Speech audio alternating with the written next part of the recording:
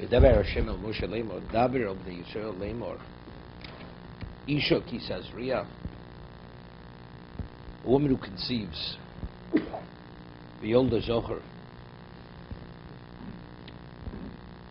and she gives birth to a male,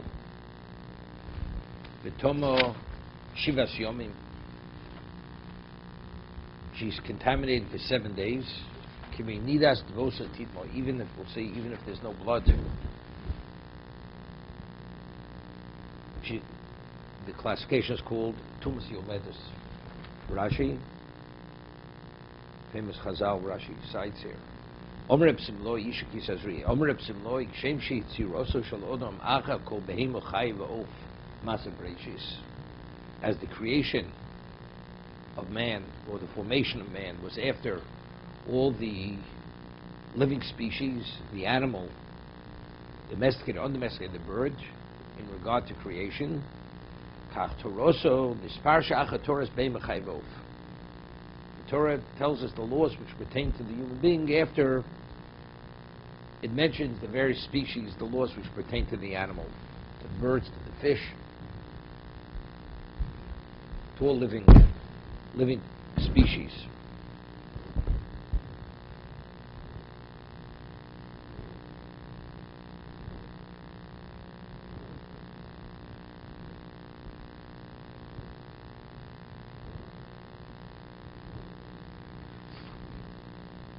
What does one thing have to do with another?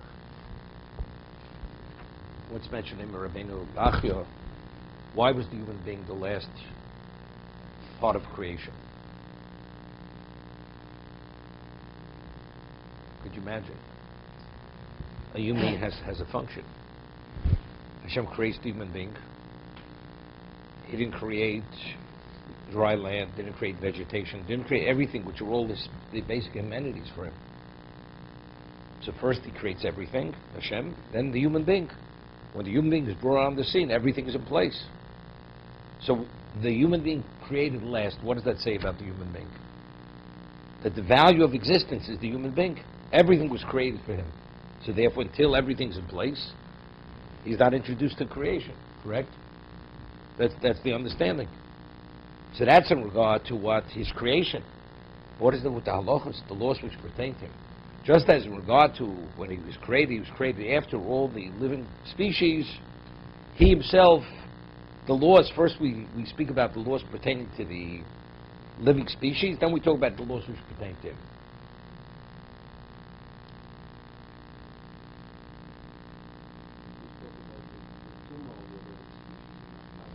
No, not only the two. Coach, right. Whatever, what you're permitted to eat, what you're not permitted to eat. I mean, it all relates to the person. But it's the laws which have to do with the animal vis-a-vis the person. Now it's the laws which pertain to the person himself. What does one thing have to do with another? It's an observation. Therefore what? Just as he was created or formed after all the living species, his laws were also stated after all the laws which pertain to living species. You have a question? Okay. It sounds like the voice of the whole nation of how do you sustain and not be an animal? So basically, we're animals. We do everything that's similar to animals, but this is on such a high level. How do I become kadosh? So here, Hashem's telling you this is how you separate between a guy and a Jew. Kadosh. Yeah, but again. Just as the formation of man was after all living species, the laws which pertain to him are also after the laws which pertain to all living species. To think about it.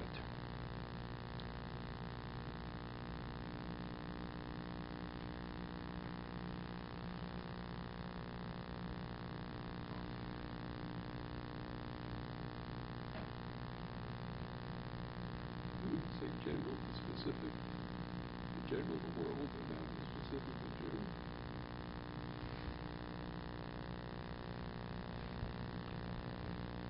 You're not addressing the question. You're asking why is it the last thing? No. He's comparing it. He says, just as. Wait, all right, I need to go to just Read the words. Kishem. Omer Epsimloi. Kishem. What it means? Just as his formation was. After all, animal, domestic, and bird. In regard to creation, identically, the laws are only mentioned or articulated after the laws which were stated regarding the animal, the bird, and the bird. Okay? Tazria. The rabbis afilu yilarato mochui, even the child came out actually liquefied. Shenimche v'naskein zera imot me'aled. It's still considered a birth.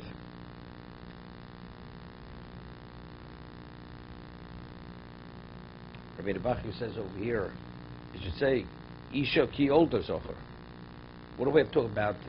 We're talking about 2 months later. Let's be up to birth. What do we have to speak about? A woman who conceives and gives birth to a male. What do we have to talk about conception? Right? It's an obvious question.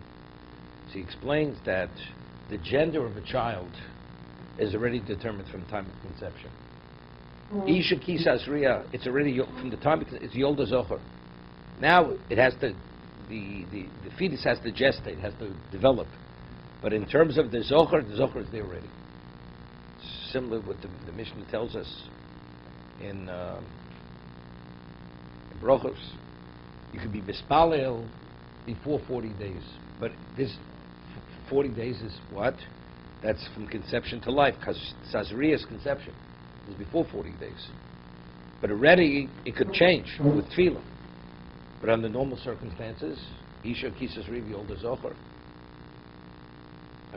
I was just thinking. I mean, Rabbeinu Bachi says, and the Gemara says, there was a discussion in Chelik between Antoninus and Rabbeinu HaKadosh. They had a chavrusa together. The Gemara says in Sanhedrin that the palace of Antoninus and Rabbi Yunanosi's palace were connected. There was an underground passage, tunnel which connected them. They would study. So Antoninus asked Rabbi Yunanosi, when does the neshama enter the child? Immediately, at the time of conception, or later? Meaning when life comes to the child. So Rabbi Yunanosi says later, not immediately. So Antoninus asked him, says if that's the case, the semen or whatever is there, the life should become putrid to the point that you shouldn't be able to conceive afterwards from that. So evidently, if it survives, there must be already life in it. If there's life, there must be a neshama. And it says that's one of the things Rabbi Yunanosi admitted that he made a mistake, that Antoninus was right. That the neshama enters into the child at the time of conception. That's when the neshama enters. It comes out of a tremendous chiddush. We once discussed that this resonates with Alan goes back to many years ago. Yitzchak originally couldn't have a child. So he speaks about there's a male soul and a female soul. A man, if he has a female soul, he will never have children. A woman who has a male soul will never have children. Never have children. This comes out of tremendous chiddush. It says until 40 days, you're able to be mispalel. After 40 days, it's a tefillah shov. You cannot change the gender of the child, but up to 40. But if we're saying the neshama goes in at the time of conception, and it's already older zocha, it's a male. So you mispalel, it should become a female, or vice versa. Whatever you pray for. Up to 40 days is not considered tefillah shov. What I'm saying, the neshama. Originally, the neshama that went into the child is a male soul, or female, whatever it is. Now you mispalel, it should turn out to be a male. Originally it was female. So what do you have a male body with a female soul? So evidently you see, the miracle is much more than that. HaKadosh Baruch Hu takes back one and replaces it with the other. I mean, that's the miracle. You understand? Since physically it's not life yet till 40 days, so therefore it's not considered a tefillah shov. Otherwise also, I mean, there's major. In the physical sense it's not, but in the spiritual sense, Hashem has to take back and replace it. To replace it with something else. Yeah, but I'm bringing it from the Kedah. That's what I'm bringing. The reason why Yitzchak, because Avram asked a question which was considered not appropriate when Shmuel, the whole story. So Yitzchak was born with a female soul. That's why he couldn't have a child.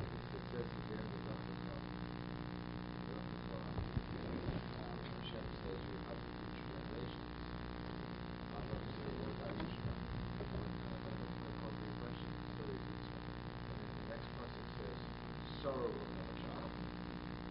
It's the same outcome of the sorrow of another child. It's the sorrow of another child. Sorrow of another child. No, so it's a new level of miracle now. It's no longer the child physically changing from a female to a male. There's a whole, it's a new creation of a being.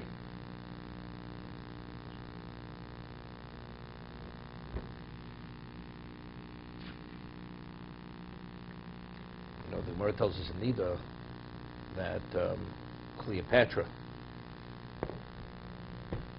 Egyptian queen, so she engaged with one of the Tanoim, and it's interesting what caught her attention. One of the things she asked, the Gemara in Sanhedrin says, she wanted to know that if when people will be resurrected, are they be resurrected naked or clothed? These were things that bothered her, Cleopatra. That's where her head was at. Also, another thing that she was amazed that here you have this murky semen fertilizing an egg, and the child comes out with the various parts of the body. You have bone, and you have tissue, and you have cartilage, and you have sinews, and you have color, and you have hair, and you have various things. She was amazed. This is what she was amazed at. But everything she was amazed at had to do with either nakedness or reproductive, with the sex aspect, the reproductive process. I'm just saying, this is for some that was her focus, and she was amazed. Also, another thing she was amazed at, you know, an animal when it carries its fetus, it's on a plank. So that the animal doesn't miscarry, you know, based on the laws of gravity, is because, but a woman, when she carries the fetus is hanging. So she'd miscarry, right? But she doesn't. The fetus remains intact in the body. And only when it's ready to come out, then the body pushes it out. Amazing. It's a nest. It is a nest, right? Based on the laws of gravity, the child shouldn't survive in pregnancy after a certain time, but it does. Remember when my kids were little, you know, teach them the laws of brachos. You say, you know, what bracha do you say on a watermelon? Right? So kids said, Burberry, could a watermelon hang from a tree? Teach on the head. You know, that weight, the vine couldn't hold the watermelon. So it's clear it's Burberry Adoma. You know, that was like for the child to remember that it's the ground, it's not the tree. You know, because it couldn't hold such a heavy fruit. Right? Same idea. How does the fetus, how does it stay within the mother? It's a nest. To be continued.